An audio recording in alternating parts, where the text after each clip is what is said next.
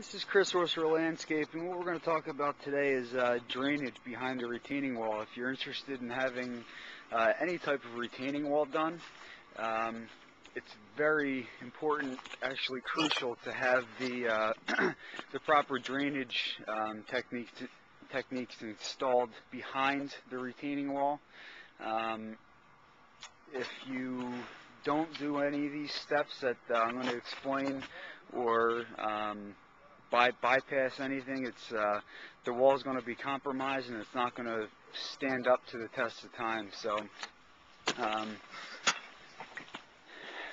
what needs to happen behind the retaining wall essentially is to have a drainage pipe that runs along the bottom of the wall, and this pipe here, as you can see as we pan over here, the guys at this point buried it with stone, but that black pipe runs all along the bottom of the wall to the beginning, and it's a perforated pipe. So what happens is when the water comes down, it enters the pipe and exits out to the street.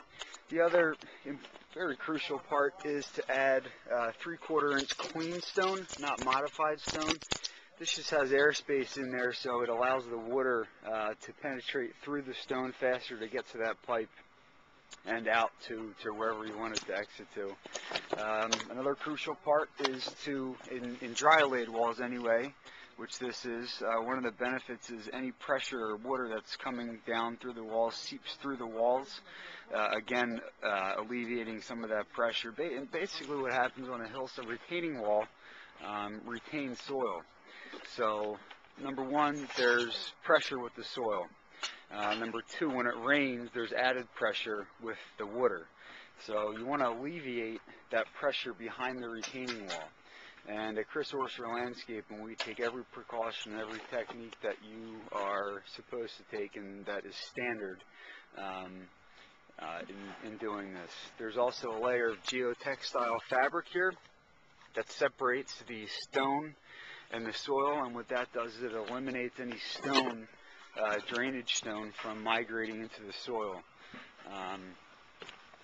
And with this particular project, what we did, again going back to the pipe, is we led the pipe out to an existing pipe that you could see here at grade. This was already in place, and what we're going to do is we're going to tie this pipe here in with the other pipe, and the water will then flow from there out to the existing pipe, down into the street and then into the sewer line. So retaining walls, drainage, and techniques behind the draining wall is very, very critical in any retaining wall installation, whether it be a natural field stone like this or some other kind of segmental concrete retaining wall.